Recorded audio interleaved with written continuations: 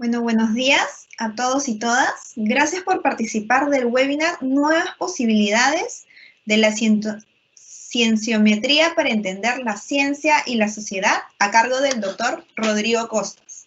Mi nombre es Yael Allí, especialista de comunicaciones de la Dirección General de Educación Superior Universitaria del Ministerio de Educación, y les damos la bienvenida al primer ciclo internacional de webinars de investigación científica que el Ministerio de Educación está desarrollando como parte de la iniciativa Conectados.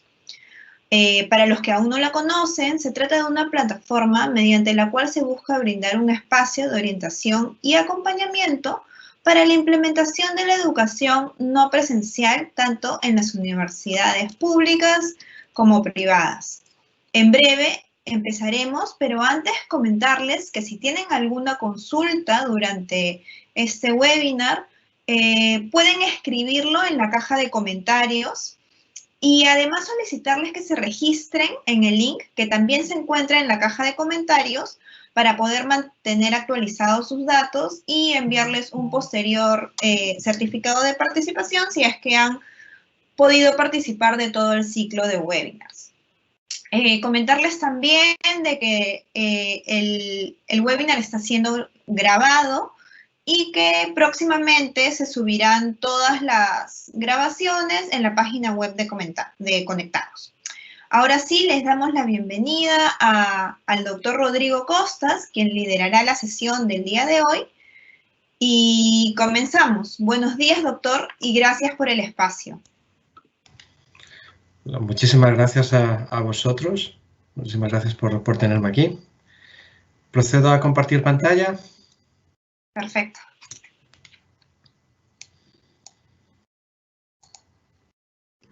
Ok. ¿Podrías confirmarme que se ve la pantalla? Sí, ¿Sí? Se ve perfecto. Sin ningún otro elemento más que la presentación, ¿cierto? Sin ningún otro elemento más que la presentación. Muy bien, muchísimas gracias. Y muchísimas gracias por vuestra presentación y por la posibilidad de estar aquí, de compartir estas ideas con todos vosotros. También estaré muy interesado en tener todo vuestro feedback y bueno, vuestras propias aportaciones. Un poco lo que pretendo hacer con esta presentación es introducir una visión, digamos, renovada o fresca sobre qué posibilidades tiene la cienciometría y para qué se puede utilizar, particularmente de cara a entender mejor la ciencia y la sociedad, como bien dice el título. Este va a ser el esquema de mi presentación hoy. Voy a empezar introduciendo mi centro de trabajo y también un poco cuál es nuestro enfoque y nuestra filosofía de trabajo y cómo aproximamos la cienciometría y la evaluación de la ciencia. Posteriormente voy a discutir pues, nuevas perspectivas, también nuevas fuentes de datos que se pueden empezar a aplicar, a considerar cuando se trabaja con cienciometría. Haremos un repaso también sobre los análisis cienciométricos más tradicionales, pero también sobre los más nuevos, y todo ello de cara a un poco revelar, poner en valor el potencial que tiene la cienciometría para entender múltiples y diversas, digamos, dinámicas de la ciencia. Finalmente también hablaré, por supuesto, de los otros impactos. Aquí sobre todo hablaré de los impactos almétricos. Y al final, pues, espero poder tener algunas reflexiones finales sobre hacia dónde podemos caminar en materia de investigación cienciométrica. Bueno, empezaré entonces describiendo mi centro, el Centro de Estudios de Ciencia y Tecnología, el CWTS, que pertenece a la Universidad de Leiden, en los Países Bajos. La principal misión de mi centro es estudiar la investigación científica y particularmente sus conexiones con la tecnología, la innovación y la sociedad. En nuestro programa de investigación, que va hasta el 2022, lo que buscamos es estudiar la valoración de la ciencia y la academia. Me gustaría resaltar la idea del concepto de valoración, un poco en contraposición al concepto de evaluación. Es decir, no se trata tanto de estudiar cómo determinar quién es más citado, menos citado, sino más bien entender cuáles son los diferentes valores y las diferentes dinámicas que se encuentran en la producción científica. Es decir, es más enfocado en entender cómo funciona el proceso de creación de conocimiento científico, más que en decir quién lo está haciendo mejor o quién lo está haciendo peor. Como decía, una parte importante de la investigación de mi centro es en cienciometría, pero también tenemos enfoques relacionados con la evaluación de la investigación y la política científica.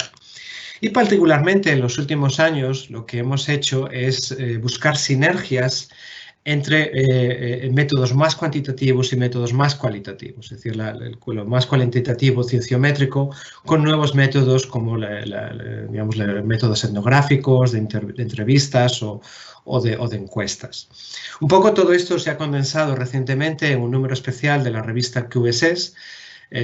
Bueno, les dejo el enlace por si quieren consultarlo, pero un poco lo que se hace en ese número especial es recopilar un número de trabajos que lo que ponen en valor es la importancia de reducir la brecha entre los métodos cuantitativos y los métodos cualitativos. Tal vez uno de los aspectos donde mi centro ha contribuido más es en la promulgación y el desarrollo del manifiesto de Leiden, que pienso que prácticamente todo el mundo lo debe conocer, por lo que no me voy a parar, pero digamos que un poco digamos, un poco la guía, si queremos, del trabajo que hacemos en el centro está también dominada por lo que se discutió en su momento en el manifiesto de Leiden. Y quizás una metáfora de un poco lo que queremos hacer, particularmente cuantitativamente, puede ser el Leiden Ranking. Me gustaría presentar el Leiden Ranking, de hecho, no como un ranking, de hecho, nosotros tampoco lo vemos tanto como un ranking, sino más bien como una colección de monitores, de contextos, en donde universidades, instituciones académicas de todo el mundo se pueden un poco estudiar de una forma contextualizada o digamos, comparativamente. Es decir, la idea no es tener tanto un listado único de instituciones por indicadores, sino más bien cómo se pueden estudiar diferentes grupos de instituciones de forma disciplinaria, de forma temporal, combinando indicadores de impacto científico, pero también de colaboración, de open access, lo mostraré un poco más tarde, o de otros tipos de indicadores. Es decir, una vez más, la idea no es tanto rankear como monitorizar, como contextualizar. Y tal vez una de las perspectivas más importantes que se han venido desarrollando en mi centro y en nuestro trabajo es la perspectiva de lo que llamamos la indagación evaluativa, que en inglés sería Evaluative Inquiry. Y un poco para describir la indagación evaluativa nos centramos en 4 principios principales. Por una parte, el enfoque en la calidad y en el valor, es decir, no tanto en comparar, sino en resaltar los aspectos cualitativos y de valor de las unidades, de las instituciones que estamos analizando. La idea es estudiar, cuando tratamos de evaluar, es estudiar una institución en relación a su misión, a lo que esa institución pretende hacer, pretende conseguir. Y es un poco el marco de trabajo de cara a hacer estudios evaluativos. O sea, el primer paso, centrarnos en la misión. Al centrarnos en la misión, esto también abre la posibilidad de considerar espacios más amplios donde también se pueden considerar contribuciones más diversas, como por ejemplo publicaciones no indexadas, pero también resultados o productos científicos que no son los tradicionales artículos de revista, capítulos de libro o contribuciones a congresos. Me refiero aquí, por ejemplo, a sets de datos, software u otro tipo de artefactos que se pueden producir en el transcurso digamos, de la producción científica. El segundo principio tiene que ver con la contextualización.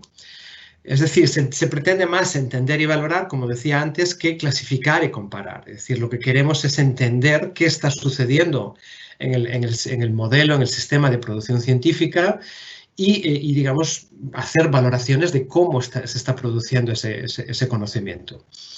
Esto también está un poco relacionado con la idea de considerar más actores, la gran diversidad de actores y las diferentes dinámicas que intervienen en la producción y comunicación de los conocimientos académicos. Es decir, no se trata tanto de una universidad aislada produciendo conocimiento, sino también tener en cuenta los diferentes actores sociales, económicos, incluso políticos, que pueden estar participando en la actividad diaria, en la actividad de generación de conocimiento de esa universidad. Es decir, una vez más, la idea es buscar el contexto para entender y valorar.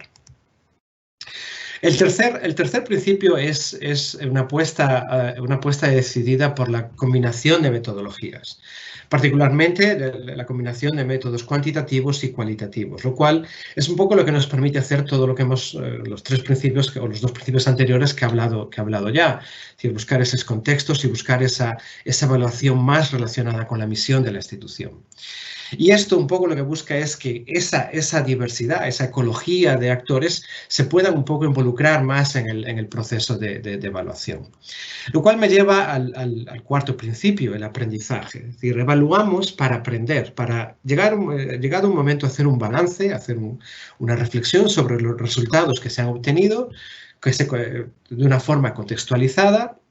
Y a partir de ahí, pues, establecer estrategias, establecer, digamos, propuestas de mejora de futuro que van en función de, digamos, ese contexto, digamos, esa situación de la que parte una entidad académica. Es decir, un poco, si quisiéramos resumir cuál es la idea de la integración evaluativa, sería ir más en profundidad a qué está sucediendo, en vez de simplemente de una forma top-down, de arriba abajo, decidir quién está haciendo bien y quién está haciendo mal, quién está haciéndolo mal. Es decir, tratar de entender para poder evaluar mejor.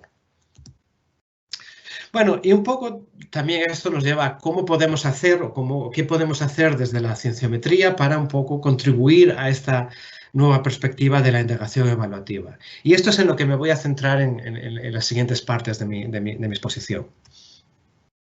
Por tanto, empecemos por estudiar las nuevas fuentes de datos. Es decir, el mundo ha cambiado bastante desde en los últimos años.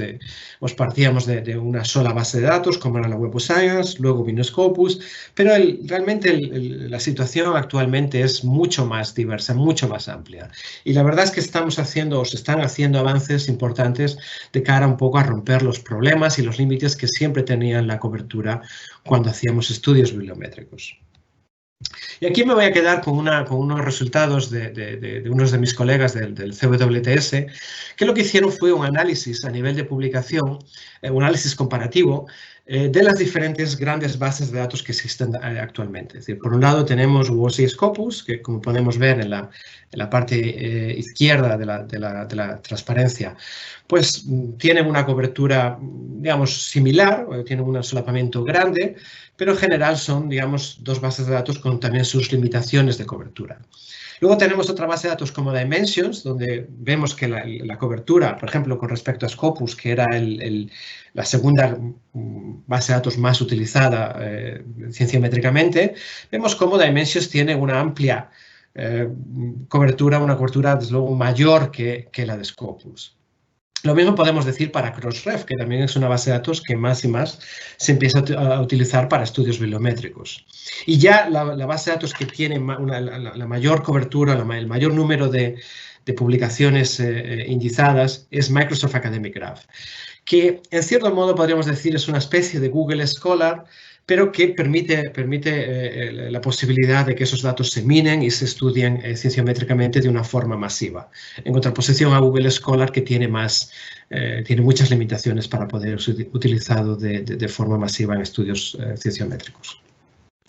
Las dos bases de datos nuevas que yo destacaría, desde luego, son Dimensions y Microsoft Academic, por dos razones principales. La primera, porque de una forma u otra ofrecen sus datos abiertamente, bien para investigación, como hace Dimensions, o directamente son de uso libre, como Microsoft Academic.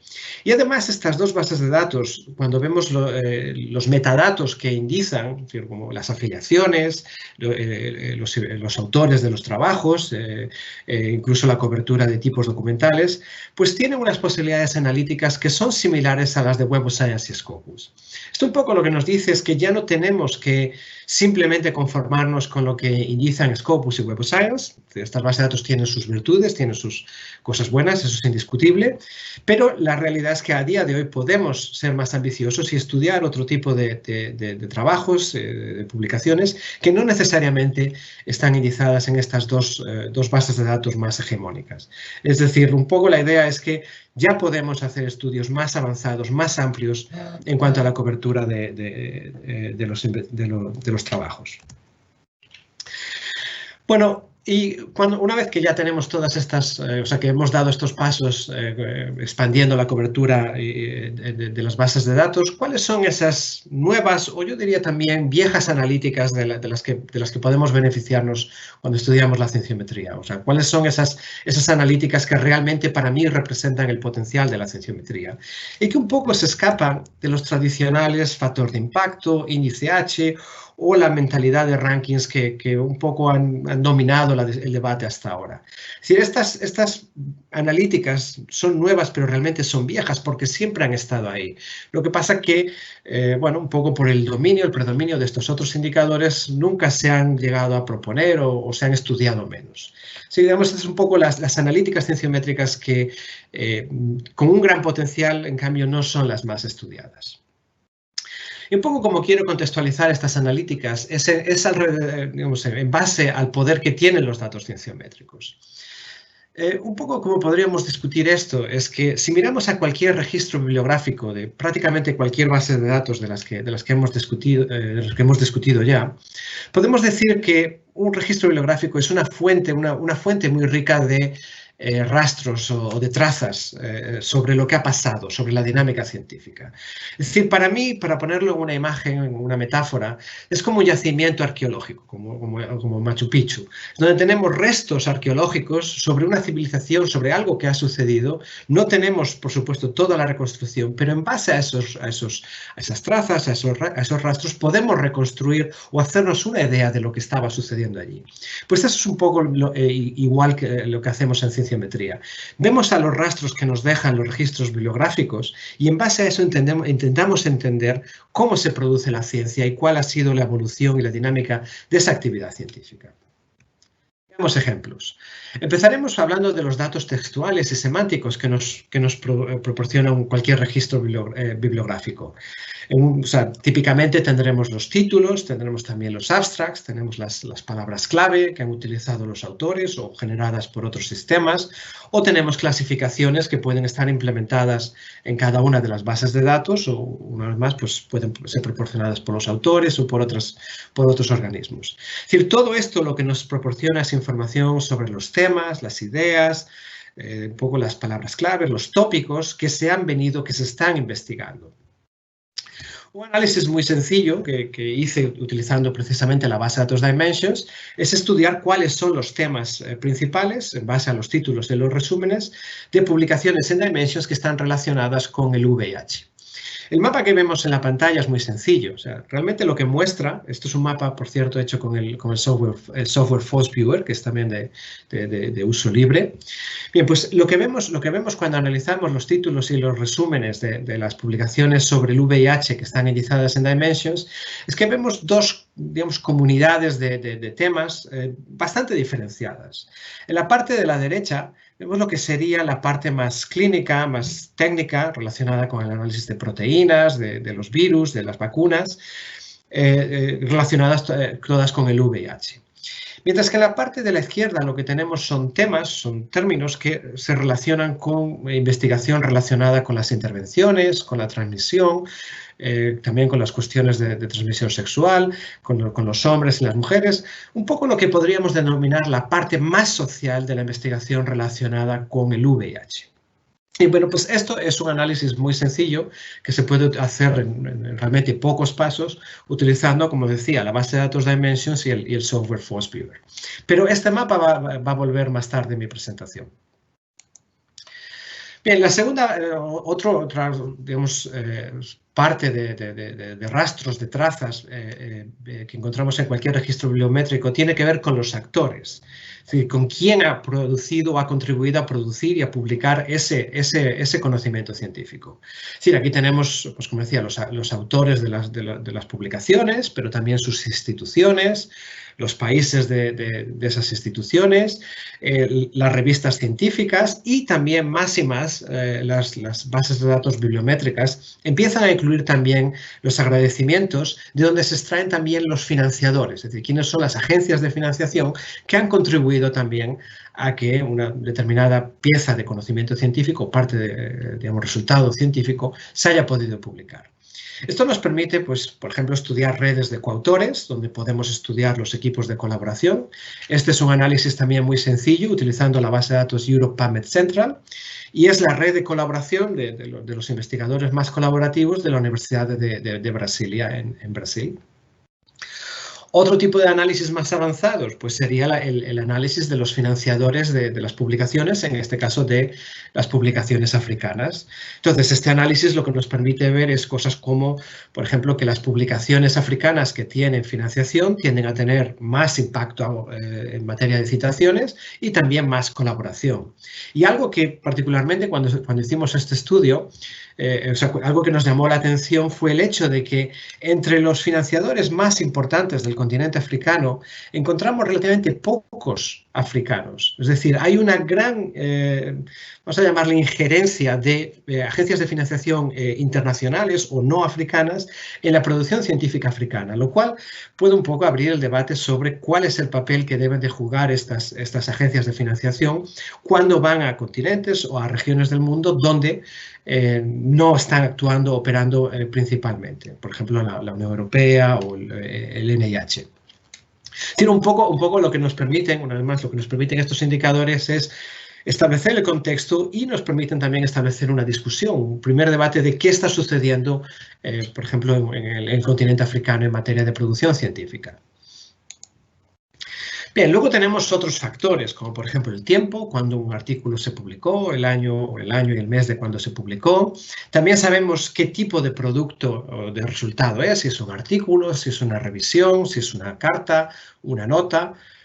También podríamos hablar de estudiar datos científicos, software o cualquier otro artefacto científico producido digamos, en la actividad académica. Tenemos también otro tipo de información relacionada con factores o relaciones más informales. Es decir, como decía antes, las bases de datos bibliométricas están indicando más y más los agradecimientos de los trabajos. Los agradecimientos pueden ser vistos como un paratexto donde los autores de los trabajos mencionan otros colegas, otras instituciones, otros financiadores, que de una u otra forma también han contribuido a que, digamos, este trabajo, este conocimiento, se haya producido y se haya publicado. Generalmente este tipo de relaciones son ignoradas, pero digamos, las bases de datos cienciométricas nos están permitiendo más y más también poder ver este tipo de, ver, identificar y analizar este tipo de relaciones informales. Y finalmente, pues también tenemos otros factores como los idiomas, el idioma en el que una publicación está escrita, o por ejemplo, si esa publicación está en abierto o no, si es un artículo que está en acceso abierto o no. De esto, por ejemplo, en el Leiden Ranking hemos empezado a introducir nuevos indicadores, como digo, más relacionados con el acceso abierto, donde diferenciamos los diferentes tipos de acceso abierto, no solo el acceso abierto global, sino también el dorado, el verde o los híbridos y el bronce, que también se empiezan a discutir más y más actualmente. Algo que destaca de América del Sur es el alto rendimiento o el alto nivel de producción de artículos en acceso abierto de tipo dorado, lo cual para mí un poco refuerza el papel primordial que ha contribuido Cielo en digamos, proporcionar plataformas y recursos a los investigadores para que publiquen sus trabajos en acceso abierto. O sea, como podemos ver en este análisis mundial, es que son las universidades latinoamericanas y de América del Sur las que más han publicado, comparativamente con otras regiones del mundo, las que más han publicado en acceso abierto. Y en general podemos decir que el performance, el rendimiento de producción de publicaciones en acceso abierto en América del Sur está al mismo nivel, está, digamos, a un nivel parejo a lo que podemos ver tanto en Europa como en Norteamérica. Es decir, es un aspecto donde las universidades latinoamericanas están particularmente, digamos, trabajando, rindiendo a un nivel muy internacional. Bueno, y finalmente tenemos, por supuesto, también las trazas, los rastros que diríamos que están relacionados con el impacto y las interacciones. Es decir, tenemos las citaciones, tenemos los readership, los lectores, de los que hablaré más tarde, o todos los altmetrics de los que también me referiré. Pero un poco como podemos, digamos, considerar todo este tipo de métricas y de indicadores es, digamos, de forma, o digamos, de capturas de interacciones que típicamente no encontraríamos en las publicaciones científicas. Es decir, teníamos las citaciones, las citas, pero más y más tenemos, pues eso, lectores, tweets, menciones en documentos políticos, menciones en noticias, en blogs. O sea, todo esto nos abre un nuevo espectro analítico con el que no contábamos hace unos pocos años. Y más tarde proporcionaré algunos ejemplos de qué se puede hacer con todo este tipo de información. Quizás un ejemplo rápido para mostrar el interés que tiene el también mirar a estas otras interacciones es volviendo de nuevo a mi mapa o al mapa que presentaba antes sobre el VIH. Si recordaban, la parte, digamos, la comunidad de la derecha era la parte más clínica. Bien, pues lo que tiene esa parte es que también es la parte de la investigación sobre VIH que acumula más citaciones, es decir, es la parte más citada. Mientras que la parte de la izquierda, la parte de investigación más social sobre el VIH, pues no tiene un nivel de citación tan alto como el de la parte más clínica. En cambio, cuando lo que hacemos es plotear el número de tweets, lo que vemos es que es la parte social la que tiene un mayor interés, una mayor recepción en Twitter. Y ojo, esto no es un argumento para decir que haya que evaluar la ciencia usando los tweets, para nada.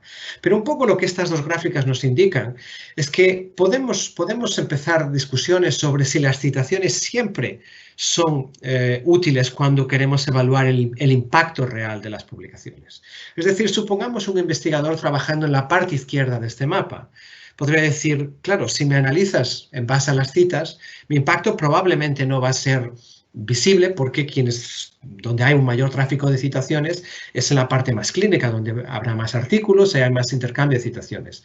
Hay menos en la parte social. Sin embargo, esta parte social tiene un interés. O sea, este interés un poco se puede capturar por los tweets, pero podemos también establecer otros parámetros. En cualquier caso, la principal idea es mostrar cómo podemos establecer debates, cómo podemos establecer contextos cuando queremos utilizar la cienciometría para valorar o incluso para evaluar dominios científicos. Bueno, pues esto era un poco lo que serían los análisis, digamos, la visión nueva, vieja. Vamos ahora a realmente lo nuevo. O sea, ¿qué podemos hacer ahora o qué es posible ahora que no podíamos hace unos años? Y aquí me voy a centrar en discutir la idea de introducir el factor humano y también de la dimensión social, introducir la dimensión social sobre la recepción de la ciencia. Un poco voy a hablar sobre cuestiones de fuerza de trabajo, de movilidad y de altmetrics. Vayamos en primer lugar por el factor humano. Tradicionalmente la cienciometría se ha centrado en el análisis de las publicaciones, digamos, de objetos, de artículos, de libros, de capítulos de libro, de conferencias, de contribuciones a congresos, y bueno, todo este tipo de producción científica.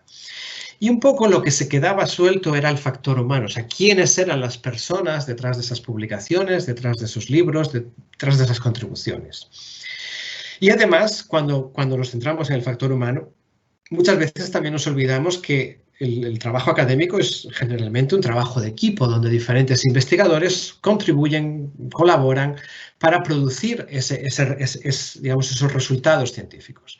Es decir, lo que tenemos son diferentes niveles de análisis que hasta ahora no teníamos, no éramos capaces de identificar, de caracterizar a los individuos. Y además, el hecho de que podamos caracterizar los individuos y esos grupos también nos permiten explicar mejor cómo se producen esos resultados científicos, esos artículos, esos libros, digamos, esos trabajos. Es decir, lo que tenemos aquí es un ecosistema muchísimo más variado. Y quizá hay dos elementos que son críticos de cara a poder introducir este factor humano. El primero es la incorporación más y más de algoritmos e infraestructuras para la identificación de los autores, es decir, la identificación única de los autores. Aquí tenemos el ORCID, pero tenemos también otras aplicaciones que tanto Dimensions como Scopus pues, han incorporado también en sus bases de datos, es decir, algoritmos de desambiguación. Y otro elemento también que es fundamental es digamos, la identificación de los vínculos entre individuos y afiliaciones, entre las personas, entre los autores y sus instituciones. Voy a mostrar un ejemplo en la siguiente transparencia. Digamos, el análisis que quiero mostrar ahora, que quiero ilustrar ahora, es lo que llamamos el análisis de la fuerza de trabajo. Entonces, una de las incorporaciones que decía antes es esa indización, esa recopilación de los vínculos entre los autores y sus afiliaciones. Esto es un ejemplo de la Web of Science y podemos ver cómo los autores de este trabajo, yo soy uno de los autores, pero los dos están afiliados con una misma institución. Esto nos permite decir que alrededor de un año determinado, en este caso el 2008, por lo menos 2 personas estaban afiliadas o estaban relacionadas con esta institución que estaba en España. Es decir, podemos decir que esta institución no solo se caracteriza por esta publicación, sino también por el hecho de contar con 2 investigadores. Bien, pues ahora supongamos que tenemos todo esto para toda una base de datos, como puede ser la Web of Science o Dimensions o Scopus, y empezamos a analizar las instituciones no tanto desde el punto de vista solo de las publicaciones que tienen, sino también del número de investigadores que tienen este tipo de vinculaciones con ellas. Veamos un ejemplo. Vamos a empezar por la aproximación clásica. Esto es una selección de universidades latinoamericanas que están en el Leiden Ranking. Y un poco lo que hemos hecho es recopilarlas y ver su número de publicaciones. Desde una perspectiva clásica, donde el ranking sería lo más importante, diríamos que es la Universidad Estatal de Río de Janeiro, que está en Brasil, la más productiva, la que tiene más producción científica. Y un poco los rankings tradicionales, incluido el Leiden Ranking, un poco donde se quedan es aquí. Podremos decir algo sobre sus citas, sobre su nivel de colaboración a través de las publicaciones, pero no vamos mucho más allá. Bien, la posibilidad que tenemos a través del vínculo de los autores con las instituciones es que también podemos decir, podemos explorar una pregunta como si son las universidades más productivas también la que tienen los investigadores más productivos. Pero empecemos por identificar cuál es la fuerza de trabajo de cada una de las instituciones que tenemos aquí. Y como podemos ver, entonces el ranking cambia. Entonces es la Universidad Nacional de Córdoba, la Universidad en Argentina, la que tiene la fuerza de trabajo, la que tiene el número de investigadores activos que capturamos a través de sus publicaciones más amplio. Además, cuando tenemos el número de publicaciones y la workforce, es muy fácil hacer una ratio entre una y la otra. Entonces vemos como una vez más el ranking cambia. Ya no es ni la Universidad de Río de Janeiro ni la Universidad de Argentina las que están arriba de todo, sino que es la Universidad de Chile, la Universidad de Concepción en Chile. Esta es la universidad que tiene el mayor ratio de artículos por autor, por investigador, que está afiliado con esa universidad. Y además, como contamos con la producción de cada uno de los investigadores afiliados con estas universidades, también podemos calcular indicadores más avanzados, como puede ser el Gini Index. El Gini Index lo que nos dice es qué universidades están más concentradas, es decir, tienen gente más productiva, tienen muy poca gente muy productiva y una gran parte de la gente que está afiliada con ellos produce poco o mucho menos que la gente más productiva. Es decir, es un indicador de concentración. Entonces, si leemos este indicador desde el punto de vista de que cuanto menos concentrado, mejor, porque entonces significa que una universidad es más homogénea en su producción científica, entonces diríamos que una vez más es la Universidad Nacional de Córdoba la que tiene esa productividad más, digamos, menos concentrada. Pero ya si contamos los 2 indicadores nuevos conjuntamente, vemos que de hecho es la Universidad Nacional de Colombia la que mantiene un equilibrio relativo entre productividad media por investigador y más o menos igualdad de esos investigadores en cuanto a su producción. Es decir, lo que quiero ilustrar con este ejemplo es cómo con 4 indicadores podemos tener una discusión muchísimo más profunda, muchísimo más elaborada sobre el rendimiento, sobre la actividad científica de una institución académica. Y además podemos apoyar todo esto con gráficos. Es decir, el gráfico que presento en esta transparencia es de concentración. Es decir, en un mundo perfecto donde en una universidad todo el mundo contribuye exactamente lo mismo, digamos, a la producción científica de esa universidad aparecería en la diagonal de nuestro gráfico, aparecerían aquí. Por supuesto, sabemos por la ley de Lotka y por los estudios tradicionales de bibliometría que siempre hay un sesgo, siempre hay una concentración de gente muy productiva con otra gente, una cola mayor de gente que es menos productiva. En cambio, la pregunta que un gestor científico se podría hacer es, bueno, ¿cuánta gente necesito para producir al menos el 50% de mi producción científica? Y para el caso de las universidades latinoamericanas que hemos seleccionado, vemos que para el caso de la Universidad de Córdoba, que es la menos concentrada, pues esta universidad necesita como el 15% de su fuerza de trabajo para producir el 50% de su producción, mientras que es la Universidad de Río de Janeiro la más concentrada, en donde solo con el 10% ya produce el 50% de su producción.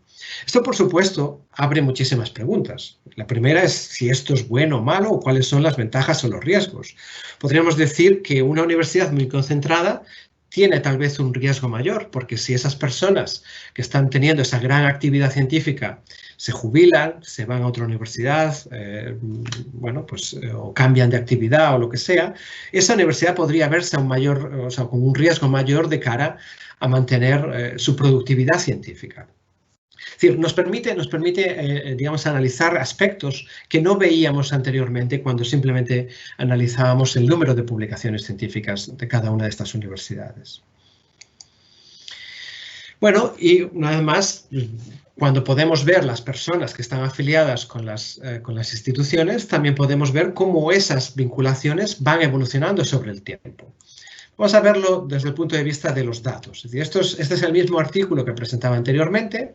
He seleccionado un ejemplo fácil, que soy yo mismo, porque sé exactamente cómo ha sido mi evolución, así que puedo decir si es correcta o no. Pero aquí podemos ver cómo en este artículo yo aparecería vinculado con una institución en España en el 2008. En otro artículo, 2 años más tarde, en el 2010, vemos que aparezco vinculado con una institución en Holanda, la institución actual en la que me encuentro actualmente. Bien, imaginemos ahora que tenemos toda esta información para todos los autores, para todos los artículos en la Web of Science, en Dimensions, en Scopus, que de hecho tenemos. Y lo que empezamos es hacer análisis a nivel de institución y podemos determinar quién estaba en una institución en un determinado año y quién no estaba y cómo ha ido, las diferentes personas evolucionando a lo largo de los años en su viaje a través de países. Bien, esto es un poco lo que hemos estado intentando hacer, el conceptualizar la movilidad en base a datos bibliométricos. De esta forma tendríamos los investigadores que no son móviles, aquellos investigadores que empiezan en un país o en una institución y que años más tarde aparecen en nuevos países o en otros países con los que no estaban afiliados en su primer periodo. Estos serían lo que llamaríamos los migrantes. Tenemos también aquellos investigadores que empiezan en una institución o en un país, siempre permanecen en el mismo país, pero a lo largo de los años van estableciendo nuevas afiliaciones con otras instituciones o con otros países. Y finalmente tenemos aquellos que siempre han sido móviles, que nunca han tenido una clara afiliación con un determinado país o con una determinada institución, porque siempre han estado, entre varias instituciones. Lo creamos o no, este es un caso que sucede más de lo que hubiéramos pensado al principio. Pues os presento aquí un artículo donde discutimos todo esto en mayor profundidad. Pero bueno, la virtud de este modelo es que se puede aplicar a cualquier tipo de movilidad, es decir, internacional, regional, institucional, sectorial o también temática. Es decir, podemos estudiar cómo los investigadores viajan a través de los temas científicos, de las disciplinas científicas. Y por supuesto también podemos estudiar cualquier combinación de movilidad, por ejemplo, geográfica y temática. Bueno, ¿cuáles son las posibilidades? Pues son múltiples. Las posibilidades que nos permite la bibliometría para estudiar movilidad, pues nos permite analizar, por ejemplo, los perfiles de migración y de inmigración académica de un país. O sea, podemos ver para Sudáfrica a dónde se han ido sus investigadores y de dónde han venido los investigadores que han llegado al país. Y, por ejemplo, vemos en el caso de Sudáfrica cómo países como Zimbabue o Nigeria juegan un papel, Sudáfrica juega un papel importante de recepción de investigadores desde esos países, es decir, siendo un hub bastante importante dentro del circuito de movilidad del continente africano. También podemos estudiar digamos, las evoluciones, como los flujos de movilidad entre continentes o entre países, o sea, cómo han ido evolucionando a través de los años. Y podemos también conceptualizar otros indicadores, es decir, tenemos indicadores básicos como el número y el porcentaje de investigadores académicos no móviles con aquellos que son móviles, pero también podemos estudiar, por ejemplo, lo que llamaríamos la endogamia, la fuga de cerebros o la circulación. Por ejemplo, algo que podemos estudiar es el número de lo que llamaríamos outsiders, es decir, quienes en un determinado año están en una institución, país, región diferente de dónde empezaron su producción científica. Es decir, como vemos, en este caso el ejemplo de los migrantes, son también de los que llamaríamos los outsiders, los que para la institución o el país en el último año son los que empezaron en un país diferente cuando empezaron a publicar o en un primer año de publicación. En contraposición a los otros, que todos ellos están vinculados con el mismo país entre el primer y el último año. Bien, pues con esta noción sencilla de lo que es un outsider o un insider para una institución o para un país, podemos hacer mapas como el que publicamos recientemente en un blog, que tenemos en el CWTS, el Leiden Matrix. Bien, pues en este análisis lo que hicimos fue para cada institución del Leiden Ranking, pero utilizando datos de Dimensions, lo que estudiábamos es el número y el porcentaje de investigadores que en el 2008, habían empezado su producción anteriormente en otra institución. Es decir, donde empezaron a publicar y donde están publicando en el 2008 son instituciones diferentes. Y lo que hacemos es calcular el porcentaje de estos investigadores por cada institución. Estableciendo el umbral en el 50%, vemos que hay importantes diferencias globales, importantes diferencias entre las instituciones norteamericanas o las instituciones de Europa del Norte con respecto a Latinoamérica o Europa del Sur y la Europa del Este. Es decir, vemos que hay diferentes dinámicas de movilidad. Por supuesto, esto no quiere decir que las instituciones latinoamericanas o de Europa del Sur tengan un mayor interés en tener menos outsiders, o sea, que tengan un mayor interés en tener insiders, sino lo que puede representar es que a lo mejor estas instituciones tienen mayores dificultades para atraer investigadores de otras instituciones. Es decir, por así decirlo una vez más, esto es no una respuesta a una pregunta, sino una apertura a otras preguntas sobre aspectos que no conocíamos anteriormente sobre la actividad científica de las instituciones académicas, es decir, una puerta a un debate. Bien, y finalmente tenemos lo que sería la dimensión social. Y aquí es donde tendríamos toda la investigación sobre las altmétricas y las métricas de redes sociales. Pero dejadme empezar con una reflexión más conceptual. Es decir, hasta ahora tenemos todo lo que es la bibliometría, las bases de datos bibliométricas, la Web of Science, Dimensions, Scopus. Tenemos todo un mundo que relativamente conocemos bien y que hemos venido estudiando durante muchos años. Recientemente hemos empezado con todo lo que es la altmetría, todo lo que es la actividad en los medios sociales con respecto a la ciencia.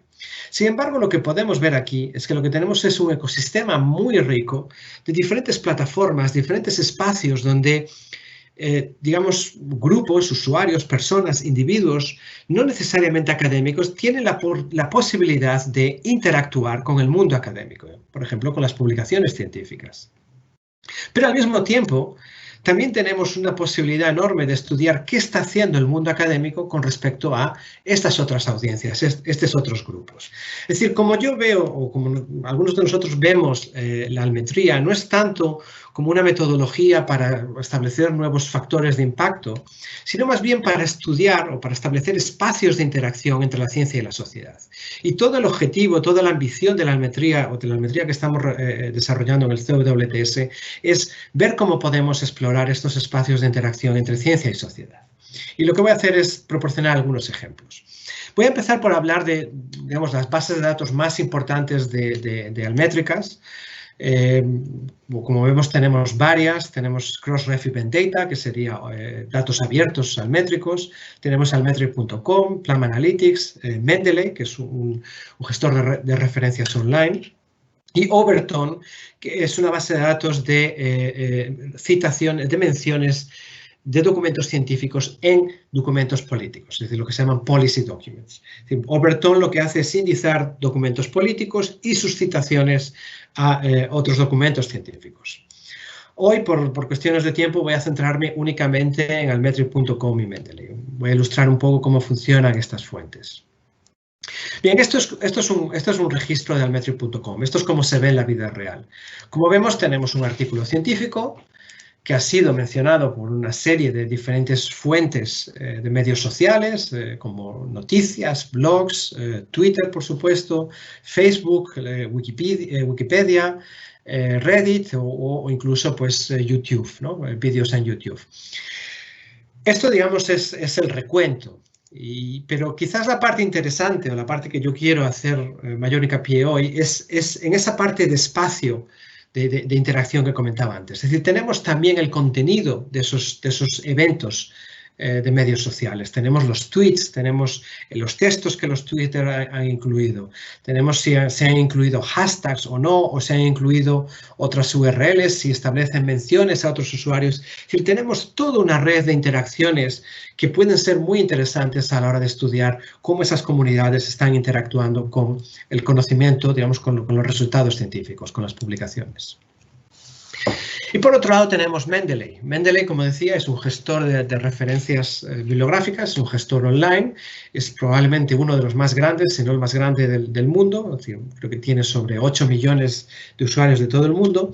Y la métrica, el indicador que nos proporciona, es el número de lectores, el número de readers, que realmente lo que es el número de usuarios de Mendeley que han grabado, digamos que han incorporado una publicación determinada en sus bibliotecas personales. Pero este es el indicador que podemos utilizar nosotros para estudios más avanzados, para estudios altmétricos. Bien, vamos entonces a reflexionar sobre qué podemos hacer con estos indicadores altmétricos. Y lo que quiero hacer hincapié es que lo que nos permiten los indicadores altmétricos es establecer perspectivas sobre estas interacciones ciencia y sociedad de las que estaba hablando anteriormente.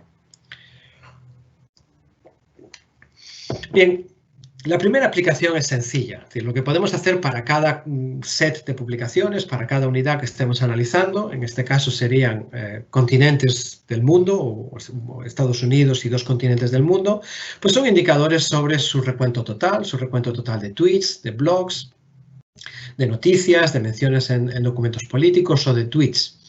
Cuando conocemos su número de publicaciones, su output, y conocemos también su impacto en cada una de estas plataformas, también podemos calcular las medias, los valores medios. Pero los valores medios tienen el riesgo de que pueden verse influenciados por outliers, por casos, digamos, extremos. Y un indicador que yo tiendo a preferir más es el de cobertura, es decir, cuál es la cobertura de las publicaciones africanas en Twitter, es decir, cuál es el porcentaje de publicaciones africanas que han recibido por lo menos un tweet. Y aquí podemos ver cuestiones interesantes, como por ejemplo que la cobertura de publicaciones africanas en Twitter, en blogs, en noticias o digamos, en policy documents son pues, a la par que la Unión Europea o incluso en ocasiones más altas de lo que esperaríamos en comparación con la Unión Europea.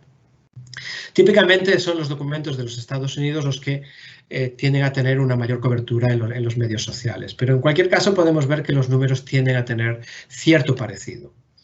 En cualquier caso no son los indicadores lo que me parece más interesante, sino las analíticas típicas que podemos hacer con estos indicadores. Por ejemplo, un análisis de los escenarios temáticos.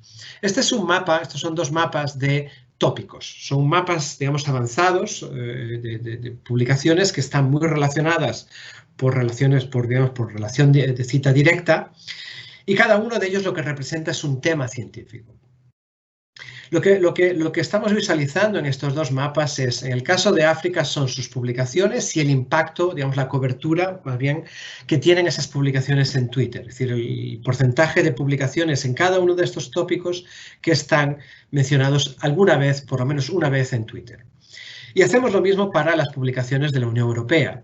Y lo que es interesante es destacar cómo hay una importante diferencia en el perfil temático africano de producción y también de recepción en Twitter.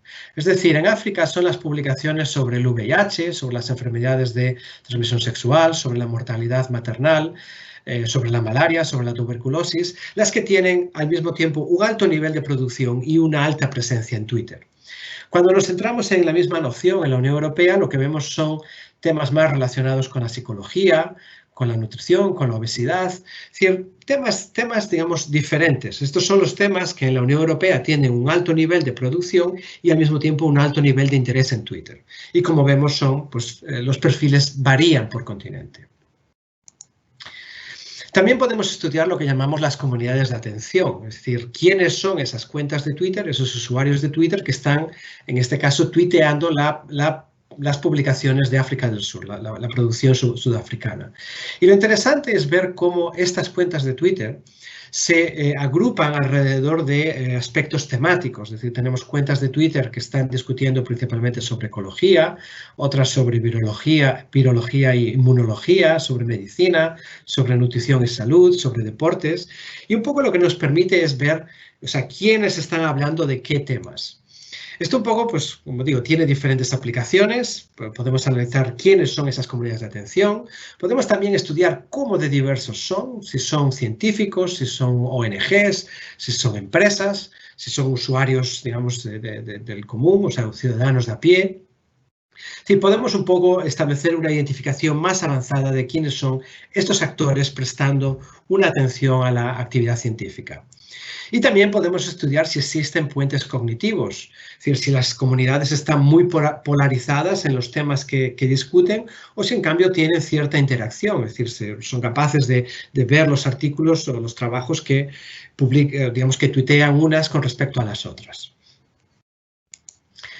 Otra posibilidad es estudiar las conversaciones, estudiar los hashtags que aparecen en esos tweets y que aparecen conjuntamente con los papers. Esto nos permite identificar nubes de hashtags que, por ejemplo, podrían ser relevantes para mejorar la diseminación de los trabajos científicos en Twitter. Al poder seleccionar una mejor estrategia de hashtags de cara a diseminar esos trabajos. Los hashtags un poco también lo que nos dicen es cómo otras comunidades que no son las académicas están, etiquetando esos trabajos, con qué conceptos los están relacionando esas comunidades que no necesariamente tienen que ser académicas.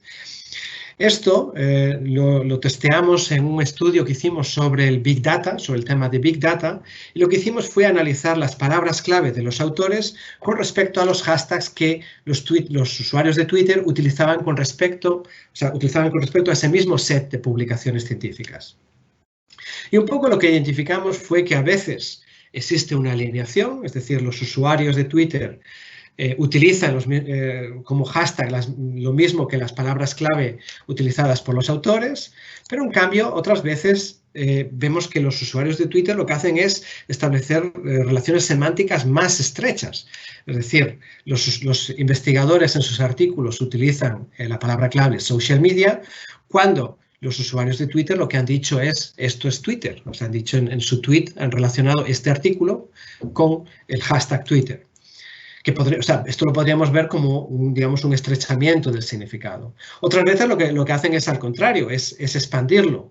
Es decir, los autores han utilizado la palabra clave machine learning, pero en Twitter, los usuarios de Twitter han utilizado la palabra o el término artificial intelligence. Podríamos decir que es una expansión semántica. Bien, pues todo esto son nuevas posibilidades que nos permiten los indicadores almétricos. Esto nos permite pues, también estudiar aspectos como la buena o la mala comprensión pública. Por ejemplo, si el uso de hashtags difiere mucho del uso semántico de las palabras clave utilizadas en los artículos científicos. Y también un poco nos permite evaluar cómo de bien o cómo de mal está funcionando una estrategia de comunicación académica en base a la correspondencia que existe entre los hashtags utilizados y el contenido de los artículos. Bien, y finalmente ya solo voy a hablar sobre Mendeley.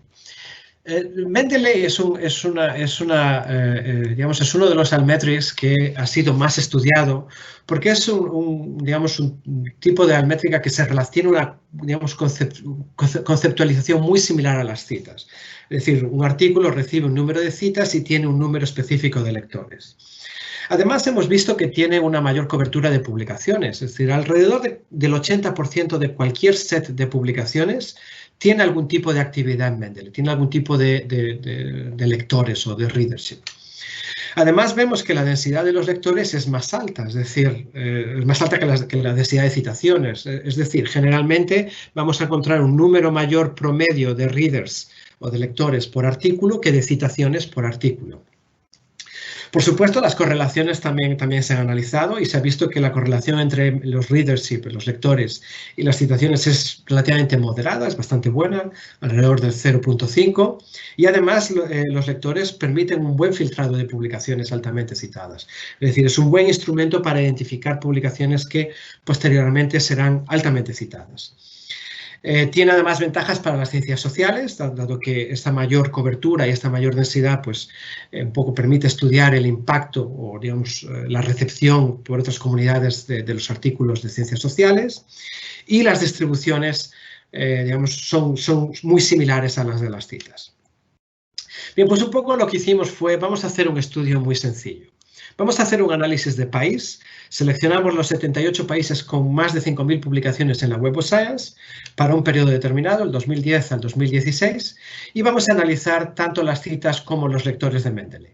Y calculamos dos indicadores, la media de citas por documento y la media de readership, la media de lectores por documento. Y nos hicimos una pregunta muy sencilla. Si hacemos un ranking por citas medias y por readership medios, ¿quién sube y quién baja dependiendo de qué indicador utilicemos? Bien, pues el principal resultado es el que vemos en la pantalla. Si los países que están en rojo o en marrón son los países que están más altos en un ranking de lectores, es decir, un ranking de Mendeley Readership. Los países en azul estarían más altos en un ranking de citaciones. Y creo que el dibujo es claro, son los países de África y los países particularmente latinoamericanos los que más subirían en un ranking de readership.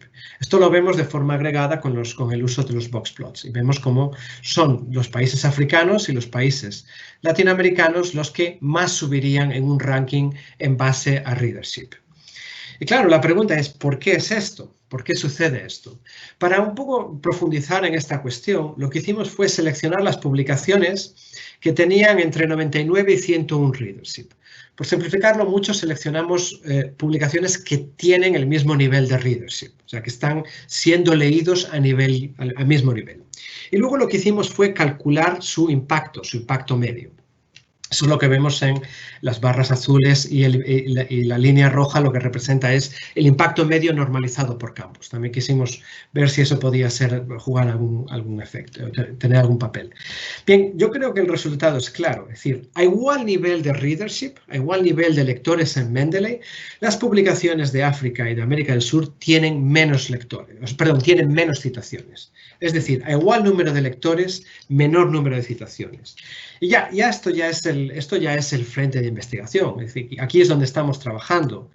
Entonces, ¿qué hipótesis de trabajo manejamos? Pues una puede ser simplemente el efecto Mateo, es decir, la gente presta atención en Mendeley a un número de publicaciones, pero cuando llega el momento de citar, pues lo que sucede es que citan las publicaciones de Europa o de América del Norte.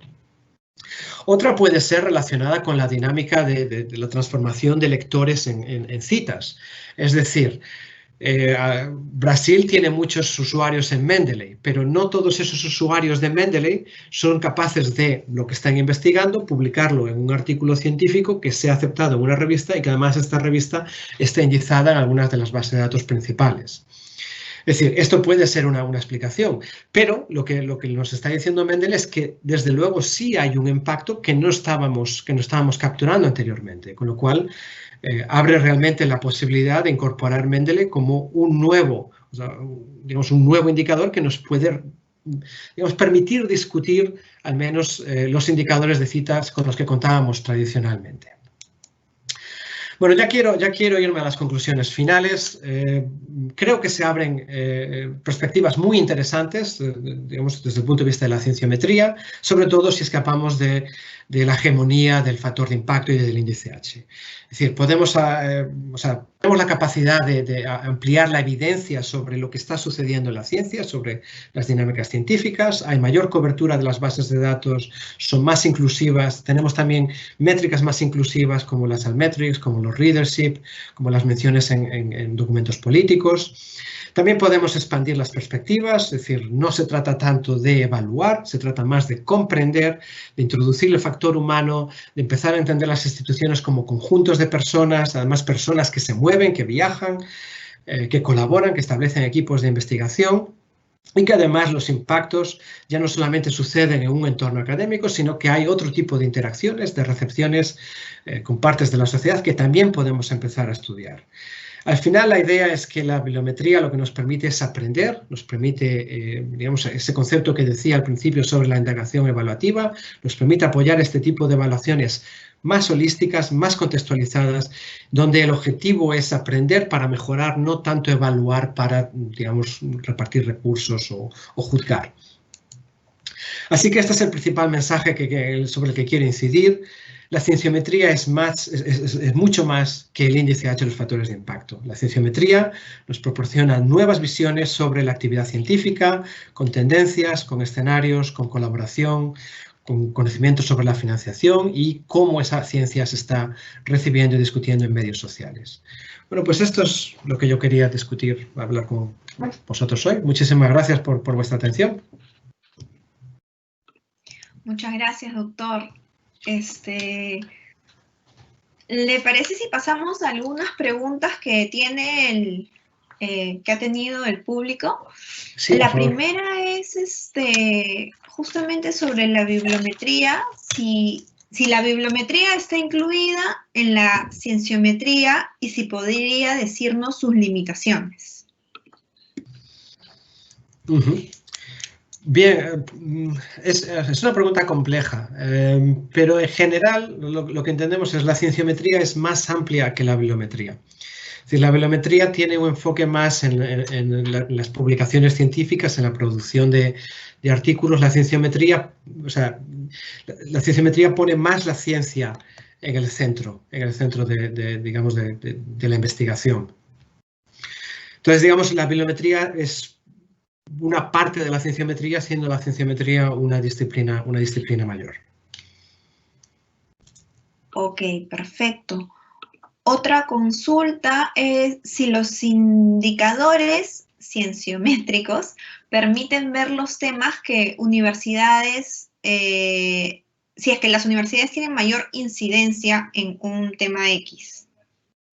¿Se entendió la pregunta? Sí, sí, sí, la respuesta es sí. Es decir, hay metodologías cienciométricas que lo que nos permiten es estudiar el perfil de una universidad, es decir, cuál es la distribución de la actividad científica de esa universidad en diferentes campos, y eso podemos compararlo con la distribución global, con la distribución a nivel mundial o a nivel regional, lo cual nos permite determinar si una universidad está más especializada o es más activa en un campo determinado. O sea, la respuesta es sí. De hecho, el estudio de los perfiles temáticos es uno de los más frecuentes que hacemos. Ok, perfecto. Otra consulta es, ¿cómo obtener los datos altmétricos para ingresar al FOSBviewer? Ay, perdón. Sí. A ver, hay diferentes formas. No hay una forma directa desde FOSBviewer para recopilar datos altmétricos, pero, por ejemplo, utilizando la base de datos Dimensions, que sí tiene una conexión más directa con FOSBviewer, es posible también añadir los datos altmétricos. Es decir, Dimensions es una base de datos es una empresa que pertenece a una empresa mayor que se llama Digital Science, de la cual también es parte altmetric.com, la otra fuente de datos que estaba mencionando en mi presentación. Entonces, estas dos bases de datos están combinadas. Entonces, cualquier persona con acceso a Dimensions puede extraer datos no solo de Dimensions, sino también de Altmetrics. Además, he de decir, altmetric.com ofrece muy generosamente sus datos para investigación científica. Es decir, cualquier persona interesada en investigar altmetría puede ponerse en contacto con ellos y ellos le proporcionan pues, un acceso a la API, a la Application Programming Interface, o le proporcionan los datos en otros formatos. Pero es realmente no es un problema a día de hoy el tener acceso a los datos altmétricos. Y ya finalmente, una fuente que no mencioné, por falta de tiempo, pero que es totalmente abierta y que también proporciona datos altmétricos, es Crossref Event Data.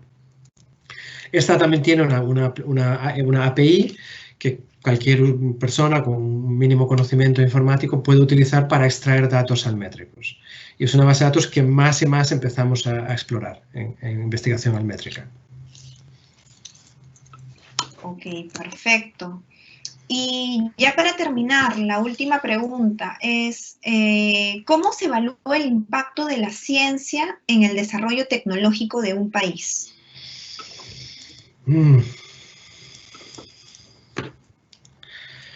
Es decir, a ver, o sea, yo no tengo la respuesta. Es una pregunta compleja que no tiene respuesta. O sea, yo puedo proporcionar ejemplos de lo que se hace, de lo que se puede hacer, pero una vez más, la evaluación de la ciencia, ya tanto como ciencia por sí, como con respecto a su impacto en este caso en la innovación o digamos, en la tecnología de un país, que es por donde entiendo que viene la pregunta, ¿no? O sea, es muy complejo. Esto es ya, relativamente complejo.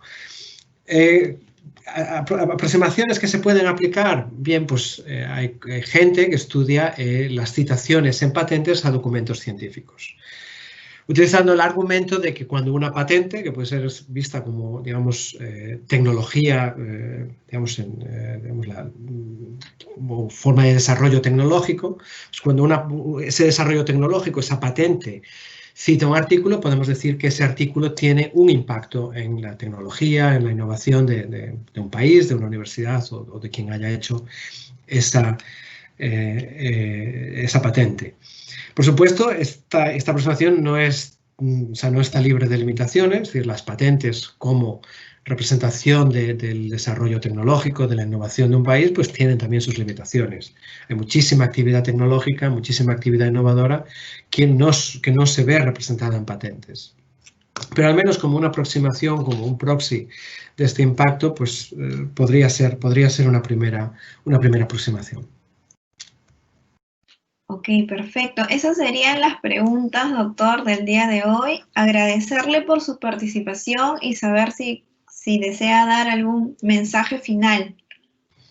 No, muchísimas gracias a vosotros por invitarme, por darme este espacio para poder interactuar con vosotros. Si cualquier persona tiene cualquier otra pregunta, cualquier consulta, cualquier idea, mi correo electrónico está al final de la presentación. También está mi cuenta de Twitter y que estaré encantado de escuchar y de ponerme en contacto con cualquier persona que tenga interés en estos temas y en trabajar sobre ellos. ¿Podría decir su correo, por favor, doctor? Sí, sería RCOS. RCOS. TAS, o sea, rcostas. Rcostas. Sí, @ cwts.leidenuniv, acabando en V de universidad, Leiden todo junto, .nl, NL de Holanda. Perfecto. Muchas gracias, doctor. Entonces, sí, ¿quería decir algo? No. Bueno, ya para terminar, agradecerle nuevamente, doctor Costas, por la información que ha compartido el día de hoy con toda la comunidad universitaria. Además, agradecer a cada uno de los participantes por justamente participar en esta conferencia. Y finalmente los invitamos a visitar la web Conectados, donde podrán encontrar herramientas y recursos que les serán de gran utilidad. Comentarles, como les dije al inicio, que próximamente estaremos colgando las grabaciones de todos los webinars en la web Conectados. Les enviaremos un correo cuando ya estén disponibles a todos los registrados. Y nada, eso es todo. Muchas gracias por participar. Muchas gracias, doctor. Muchísimas gracias a vosotros.